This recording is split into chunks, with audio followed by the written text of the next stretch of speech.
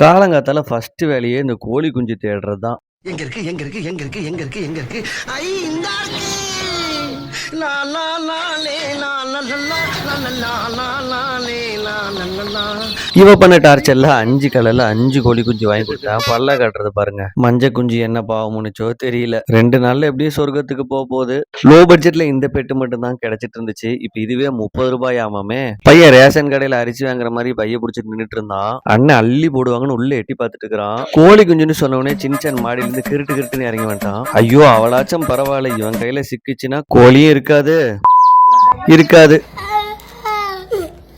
இருந்தாலும் அந்த கோழி குஞ்சை பார்த்தோன்னே உனக்கு அவ்வளவு ஒரு சிரிப்புங்க. ஒரு பிஜிஎம் தேவைப்படுமே.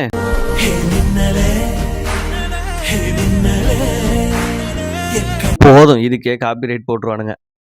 கடைசி இந்த எல்லோருண்ட கதையும் கேட்டுருங்க. நங்குன்னு குத்த வேண்டியதா போச்சு. பாரம்பரியமா செய்யணுன்றனால யாச்சனுக்கு எள்ளு கொளுத்து உனக்கு கொல்லுன்னு சொல்லுவாங்க. நான் கொஞ்சம் இழைச்சி போயிட்டேன். அதனால இதை சாப்பிட்டு ஸ்டாங்க போறேன். 290 லட்டு சுத்த மாதிரி தட்டு நிறையா இருக்கு. எல்லோருண்டா பார்க்கவே சூப்பரா இருக்குல்ல.